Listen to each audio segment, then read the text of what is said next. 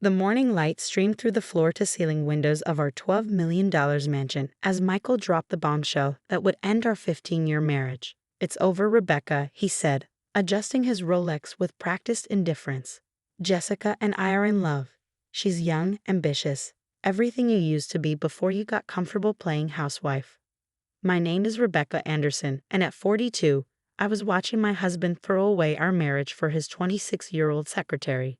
The irony wasn't lost on me, especially since he had no idea who really owned the mansion he was so casually threatening to sell." "How long?" I asked, keeping my voice steady as I sipped my morning coffee. "Does it matter?" He smirked, running a hand through his expertly styled gray hair. "Long enough to know she's everything I need. And let's be honest, Becca, you've been riding my coattails for years. What have you actually accomplished besides decorating this house?" If he only knew. 5 years ago, when my grandmother passed away, she'd left me a substantial inheritance, $15 million that I kept secret from Michael. While he was busy climbing the corporate ladder and falling for every young woman who stroked his ego, I'd been making careful investments, including buying this very house through a private trust. "You really should have read the property documents more carefully when we moved in," I said mildly, watching his face. "You just assumed you owned everything, didn't you?" His smirk faltered slightly. "What are you talking about? I bought this house. My name is on the lease." "You're renting, Michael. From a private trust. Did you ever wonder why the purchase never went through? Why you could only secure a long-term lease?" The color drained from his face as realization began to dawn. "You're lying. This is my house. I make the payments to the Anderson Family Trust. I finish for him, which I established 5 years ago. You never questioned it because you assumed you were in control. Just like you never questioned where the money for your startup came from when your first business was failing." Michael's hands gripped the kitchen island, his knuckles turning white. "That was a bank loan. That was my investment through a shell company. I knew you'd never accept help from your wife directly. Your ego wouldn't allow it." I stood up, smoothing my silk robe. "You might want to tell Jessica that her dream home isn't part of the package deal anymore." "This is ridiculous," he sputtered. "You're making this up to spite me." I pulled out my phone and forwarded him an email, property records, trust documents, investment papers.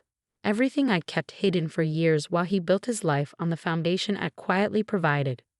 "I've already instructed my lawyer to terminate your lease," I said, watching as he scrolled through the documents with shaking hands.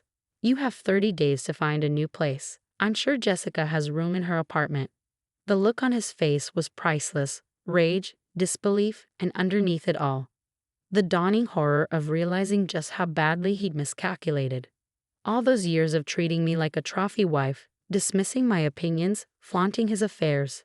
He never suspected I was the one holding the real power. "You can't do this," he said, but his voice had lost its confidence. "The board won't stand for it." "Your company's board?"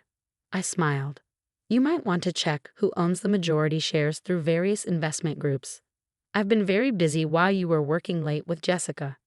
Michael's face went from pale to ashen. He'd spent 15 years believing he was the brilliant businessman, the self-made success story.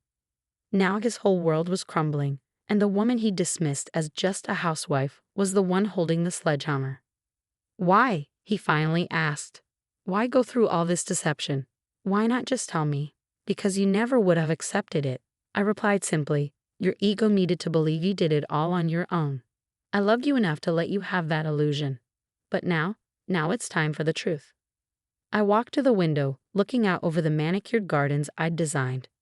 "You have until tonight to pack your essentials. The rest can be arranged through our lawyers." "And what am I supposed to tell Jessica?" he demanded. "Tell her whatever you want. Tell her your wife outsmarted you. Tell her the mansion she thought she was getting belongs to the woman she helped you betray. Or tell her nothing at all. I'm sure she'll figure it out when she realizes she's dating a man who's been living off his wife's money for years." As Michael stormed out of the kitchen, I heard him already making frantic calls to his lawyers. But I knew what they would tell him. Everything was legal, properly documented, and completely beyond his control. I picked up my own phone and dialed my lawyer's number. It was time to start the next phase of my plan. Taking control of not just the house, but everything else Michael had assumed was his. The game wasn't over. It was just beginning. The next few days were a whirlwind of legal meetings and damage control. Michael's lawyers tried everything to challenge my ownership, but the documentation was ironclad. I'd spent years making sure every transaction, every investment was perfectly legal and thoroughly documented. I sat in my home office reviewing emails from Michael's board members. They were understandably concerned about the company's stability, given that their CEO was about to face a very public divorce. What they didn't know yet was that I owned 52% of the company's shares through various investment groups. Mrs. Anderson. My assistant Sarah appeared in the doorway. Mr. Anderson's secretary, Jessica, is here to see you. I raised an eyebrow, surprised by her boldness. Send her in. Jessica strode into my office like she owned it, her youth and confidence radiating from every designer-clad inch. She was beautiful, I had to give her that. All long legs and perfect makeup, exactly the type Michael had always gravitated toward. This is harassment, she declared, dropping into the chair across from me. You're trying to ruin Michael's life because you're bitter. I couldn't help but laugh. Sit down, Jessica. Let's talk about what you think you know. She faltered slightly at my calm demeanor. I know you're trying to take everything from him, the house, the company. You mean my house? My company? I pulled up the property records on my computer screen, turning it to face her. Everything Michael has been promising you belongs to me. Has he told you that yet? The color drained from her face as she read through the documents. This can't be right. Michael built that company from nothing. Michael built that company with my money. I corrected her. Every major investment, every expansion, every acquisition, all funded through my investment groups. He just didn't know it. Why would you do that? She asked, her voice small. Why hide it? Because Michael needed to believe he did it himself. Men like him always do. I leaned forward. Tell me, Jessica, what exactly did he promise you? The mansion? A position in the company? A life of luxury? She shifted uncomfortably. He said we'd have everything. That once the divorce was settled. Let me guess. He told you I was just a trophy wife who got lucky. That I'd get a modest settlement while he kept everything he'd worked for. I smiled as understanding dawned in her eyes. How much do you really know about the man you're planning to build a life with? Jessica's perfectly manicured hands twisted in her lap. He wouldn't lie to me. We're in love. Like he was in love with his previous secretary, or the marketing intern before that. I pulled out another file. I've documented every affair, Jessica. Every girlfriend he promised the world to before moving on to the next. Would you like to meet some of them? Tears welled in her eyes, smearing her mascara. You're just trying to hurt me because he chose me over you. No, Jessica. I'm trying to show you who Michael really is before you waste years of your life on him like I did. I handed her a tissue. He's not the brilliant businessman you think he is. He's a man who's been living off his wife's money while treating her like she's beneath him. Is that really the future you want? She stood abruptly, grabbing her purse. I have to go. One more thing. I called as she reached the door. Check your company email. You'll find transfer papers to our London office, effective immediately. Full relocation package included. She turned, shock evident on her face. You're not firing me? I'm giving you an opportunity to start fresh, away from Michael's influence. Whether you take it is up to you. After she left, I sat back in my chair, thinking about all the women who'd come before her. Michael had a type, young, ambitious, eager to believe in his carefully crafted image of success. I'd been one of them once before I inherited my grandmother's fortune and saw him for who he really was. My phone buzzed with a text from Michael. What did you say to Jessica? She's not answering my calls. I smiled, imagining his panic as another piece of this carefully constructed world crumbled. Maybe she's realizing there's a difference between ambition and deception. I typed back. Check your email. The board wants an emergency meeting tomorrow. The pieces were falling into place exactly as I'd planned. Michael had spent years underestimating me, treating me like a decorative accessory to his success. Now he was about to learn exactly who he'd been sleeping next to all this time. And I was just getting started. The morning of the board meeting dawned bright and clear. I arrived early, dressed in a perfectly tailored suit that cost more than Michael's first car. The boardroom was already buzzing with tension as members filed in, their faces masks of professional concern. Michael arrived last, looking haggard. The past week had clearly taken its toll. His usual polished appearance was slightly rumpled, his confidence visibly shaken. Jessica's empty desk outside his office had probably contributed to his distress. "Let's begin," I said, taking my seat at the head of the table. Michael's eyes narrowed at my position of authority, but he said nothing. As majority shareholder, I continued, "I've called this meeting to address some concerns about the company's leadership and future direction." The next hour was a masterclass in controlled demolition. I presented evidence of Michael's mismanagement, not enough to damage the company, but more than enough to justify a change in leadership. Every questionable decision, every risky move he'd made thinking he was playing with his own money. It all painted a picture of a CEO who'd been operating without proper oversight. "This is ridiculous," Michael finally exploded, standing up. "I built this company with funds from the Anderson Family Trust. I finished for him. Every major decision you made was backed by my investment groups. Did you really never wonder why you got approved for all those loans so easily?" The board members exchanged glances.